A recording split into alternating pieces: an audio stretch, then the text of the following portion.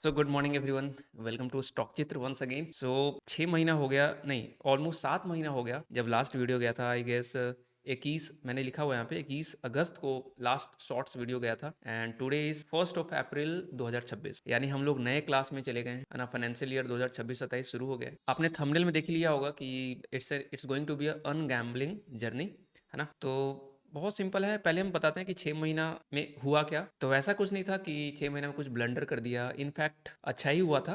Basically break जो लिया था ना, बताया भी था कि स्किल्स पे काम करने के लिए लिया था, ठीक है। लास्ट के 1 ईयर तक हम लोग यूट्यूब पे काम किए, आप लोगों से बहुत कुछ डिस्कस किए, सीखे। और फिर लास्ट के 7 महीने जो हैं वहाँ पे मेरे को ऐसा लगा कि I should completely give 100% to my skill, strategies और अपना ट्रेडिंग, वो सब करते रहे सीखते रहे। और एक चीज़ अच्छा हुआ है, आपको हम यहाँ पे थोड़ा सा दिखाते हैं। वो अच्छा ये हुआ है कि हाँ, एंट्री जो पहले खराब होता था, अब एंट्री थोड़ा सुधर गया है। तो एंट्री के कारण आप देखोगे यहाँ पे कि मंथ्स जो है वो ग्रीन रहे हैं, ठीक है। तो इसमें ब्रोकरेज वगैरह हटा नहीं है, वो हटाओगे तो थोड़ा और कम ही हो जाएगा प्रॉफिट। तो आप यहाँ पे देख सकते हो कि हम लोग अगस्त में छोड़े थे, तो जुलाई तक का आप लोग को पता ही होगा, है ना। तो अगस्त में फ्लैट रहा मंथ, सितंबर ओके, अक्टूबर अच्छा रहा था बट वो अल्टीमेटली खराब हो गया। फिर नवंबर ओके, दिसंबर ओके, जनवरी ओके, फरवरी में इट वाज अ ब्लंडर। तो लास्ट के अगर 6 महीना देखो, 1 2 3 4 5 6, तो हम लोग थोड़ा सा पॉजिटिव रहे और 2 महीना फ्लैट टू फ्लैट भी रहे, ठीक है। तो ऐसा नहीं है कि अगस्त में छोड़ने का मतलब ब्लंडर हुआ था। तो हाँ, फरवरी में जरूर हुआ बिकॉज ऑफ बजट डे, ठीक है।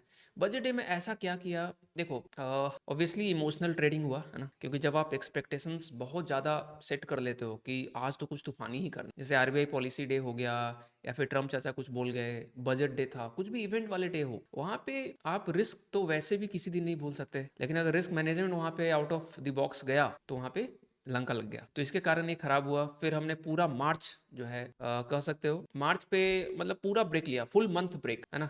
तो हम 1 महीने बाद मार्केट में आए, तो अभी हम लॉगिन भी नहीं किया अपना अकाउंट, लॉगिन वगैरह करेंगे और 6 तारीख से प्लान करेंगे ट्रेड करने का प्रॉपर, ठीक है। तो अभी हमारे पास 5 दिन है, तो 5 दिन में आज 1 अप्रैल है, तो आज हम लोग डिस्कस कर लेते हैं कि किस तरह से आगे वाले दिनों में हम लोग क्या करने वाले हैं।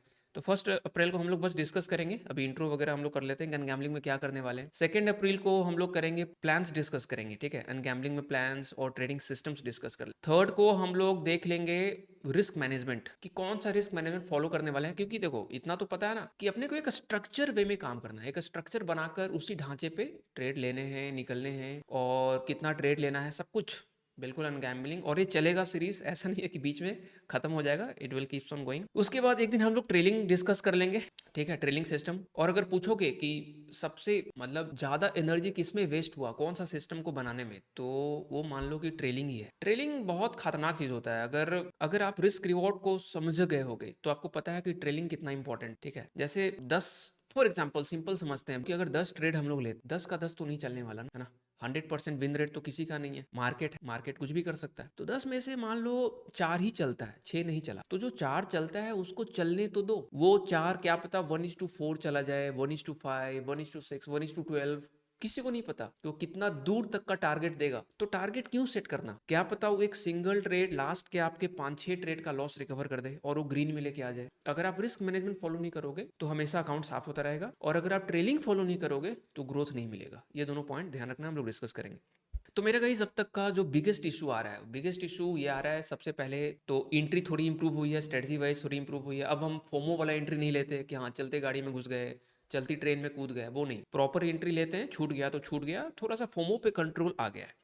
लेकिन अभी भी बिगेस्ट इशू जो है, जो सॉल्व करना है इस अनगैम्बलिंग जर्नी में, वो है एक्सेप्टिंग द लॉस डे। ये नहीं हो पा रहा है, लॉस डे एक्सेप्ट ही नहीं हो पा रहा। हालांकि 6 महीना ग्रीन रहा है, बट वो ग्रीन एंट्री के बेसिस पे रहा है कि हम गलत जगह नहीं घुस रहे हैं। लेकिन वो ट्रेलिंग और लॉस को एक्सेप्ट नहीं करने के कारण ही फरवरी में लॉस हुआ ना। अगर हम लॉस एक्सेप्ट कर लिए होते तो ऐसा नहीं होता ना। दूसरा ट्रेलिंग वाला बात बताया आपको कि ट्रेलिंग में हम हमेशा फेल हो रहे हैं, कि मार्केट मेरे डायरेक्शन में जा रहा है और वहां पे पैनिक हो रहा है कि अगर उल्टा चल गया तो, अरे तो 10 के 10 ट्रेड में उल्टा नहीं चलेगा ना।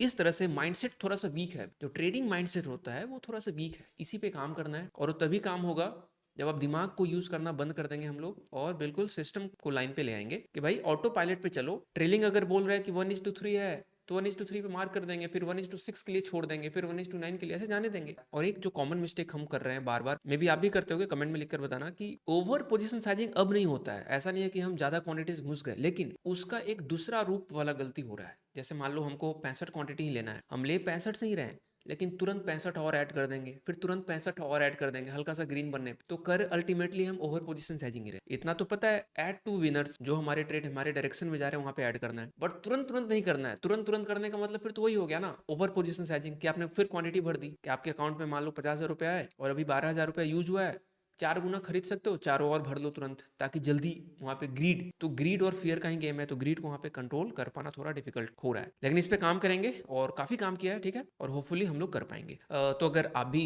गैम्बलिंग वगैरह करते जा रहे हो और रूल्स फॉलो नहीं कर रहे हैं, बिल्कुल डिसिप्लिन वे में ट्रेडिंग नहीं कर रहे, तो आपको ही पता है कि ये तो क्रैश लैंड ही होने वाला है, ठीक है। और जो रूल इस तरह से डिजाइन किया है रिस्क मैनेजमेंट का खास करके, जहां पे हम लोग प्रॉफिट पे रिस्क बढ़ाएंगे, कैपिटल पे रिस्क नहीं बढ़ेगा। याद रहे, कैपिटल पे ज्यादा रिस्क नहीं लेना है, पहले कैपिटल को प्रूव करना है, थोड़ा प्रॉफिट में लेके आना, अपने स्ट्रेटजी को प्रूव करना है, अपने आप को प्रूव करना है, थोड़ा प्रॉफिट में आ जाए, फिर वहां से रिस्क बढ़ेगा, थोड़ा और प्रॉफिट में आए, फिर रिस्क बढ़ेगा, फिर ओरिजिनल रिस्क पे आ जाएगा। तो तब तक धीमी आंच पे उसको पकाना है और आगे ले जाए। तो वीडियो को लाइक कर देना, if you new to the channel subscribe, and bye bye, take care, Jai Hind guys.